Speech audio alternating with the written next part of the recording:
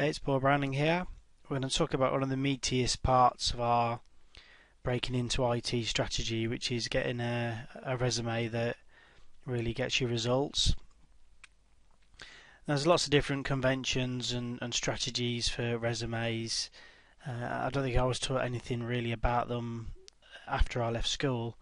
I was in school and we have career lessons in the UK, or careers sessions, and during that I think they put up some slides or on a projector showing us what to do on our, we call it CV, curriculum vitae, but it's called a resume obviously in other countries.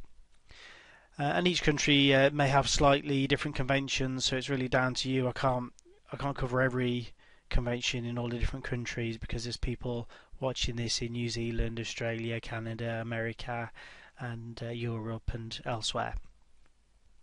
But I'll cover the things I think will make a real big difference to you, and also many of the mistakes I see people making over and over again when they're applying for jobs, and what I'm hearing from IT managers and other professionals. The first thing about the resume is, okay, the point. What's the point? What's the point of it? A lot of people think the resume gets them the job, so they try and pack in as much information as possible, as much detail. They're telling stories about what they did and all the things they used to do. They're putting in things about hobbies and which mountains they climbed. It's too much. The point of the resume is to get you to the next stage, which brings me down to this next point here. So the resume, it gets you filtered. You're jumping over the first of 2, 3, or 4 or more fences to land you to get to the job. So this is the theme that's going to go through all the points I make during this presentation, and there's lots of other things will be available to you on the resume page as well. So these are the general guidelines on resume construction here. Generally it should only be 2 pages long. There are some circumstances where it would be longer if you're possibly applying for a senior position somewhere or some sort of specialist role, but really I think for most of us a 2-page summary of your what it is you're looking for in your career, your qualifications, your experience, and a little bit on the bottom usually about hobbies, which we'll come to.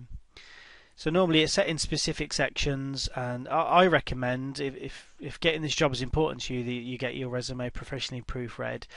It need only cost sort of $10-20. I wouldn't rely on the built-in spell checker with your word processing program, for example Microsoft Word.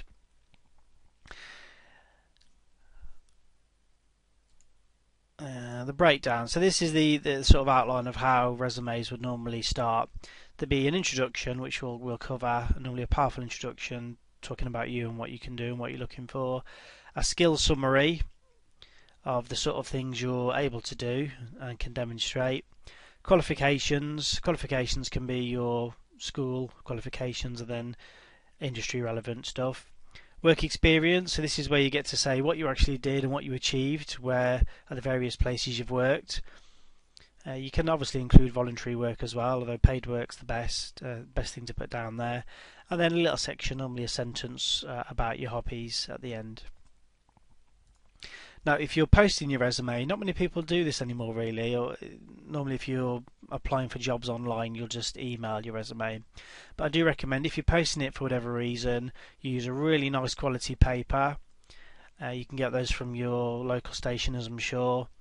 And just to make it feel different, because if somebody's printing out their resume on a poor quality paper with a bubble jet printer, they'll see the ink is smudging, it's gone through to the next page, and it just looks a mess. And what that'll say to the person reading it is, you really don't have very high personal standards if you can't even be bothered to send them a nice quality resume. And I wouldn't fold it either. I'd send it unfolded in a nice protected envelope. Cover letters, if you're posting it, you probably normally would put a cover letter. Again, check the conventions in your local country, and it's well worth reading a couple of books on resumes and checking on the websites for your country. Certainly in the UK, we'd normally add a cover letter, just normally thanking the person for their time on the phone, expressing your interest, and say when you're available for interviews. If you're emailing it, just be careful, because you may have a copy of Word 2010, but the person receiving it may not. So you may want to attach an older version of Word that could be opened. Obviously check that the formatting hasn't been ruined, and or as a PDF. Remember, you may be sending your resume to a non-technical person. It could be someone in human resources, and if that's the case, they just may not understand how to open different documents, and the chances are, if they can't open it, they may just decide to bin it and go on to the next resume. Okay, next on introduction. So this is where you're going to make your first impression. Obviously, if you've posted it, it'll be the second impression, but your first impression if somebody's reading your resume online. First thing is, think it needs to be powerful. It must draw the reader in. If it's something boring or just non-specific, like if they're looking for somebody to come and troubleshoot their network or be part of a team, just putting something down like you're a very avid reader, or you're qualified in just something non-specific, for example Citrix, and considered an authority on that, and a very dependable person, they're probably just not going to be impressed. So we'll cover it in this presentation, but also elsewhere in the other downloads and advice, that you really need to make this very powerful, impressive, and obviously keep it honest. But use trigger words.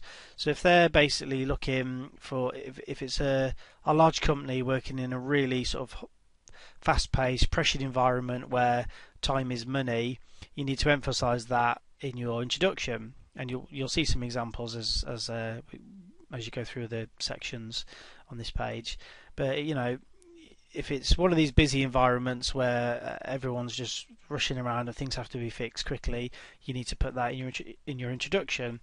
For example, a highly motivated and skilled network engineer used to working in a pressured environment.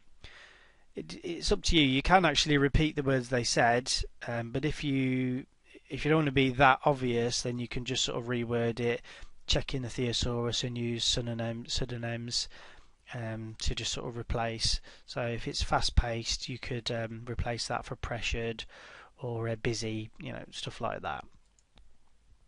Keep it short. Your introduction literally should be just a couple of sentences, and make every word count. So filling it with and, if, but, maybe, you, me, it just doesn't really do anything, and you're just padding it out unnecessarily. So think powerfully. Obviously it needs to read well, because the person's going to be reading it out to themselves, but just make sure that every word needs to earn its keep on your page.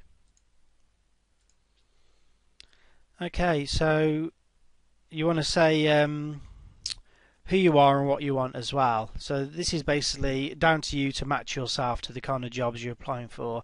A lot of people are applying for stuff that really they may not want, or it isn't suitable, and to be honest, you're going to be wasting your time.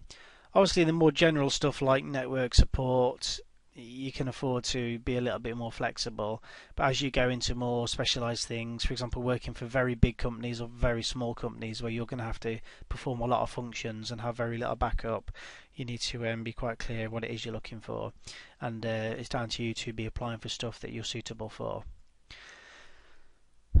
Okay, so let's go on now to your skill summary. So you've done an introduction. We're looking for a summary of who you are, what you're about. So what you can do, the skill summary would normally be a paragraph. I didn't put that down in here. And your hands-on proven skills. So these are the things that you're going to be able to demonstrate. You don't demonstrate them when you do a skill summary, but you'll everything you talk about and say you can do, you will put down in your career review. So if you say you're a whiz on Unix, for example, in your career review saying where you worked and when, you would then need to say where you worked on Unix, what your experience is, and also obviously your qualifications, but you need to match the two. So what you can do, your hands-on proven skills.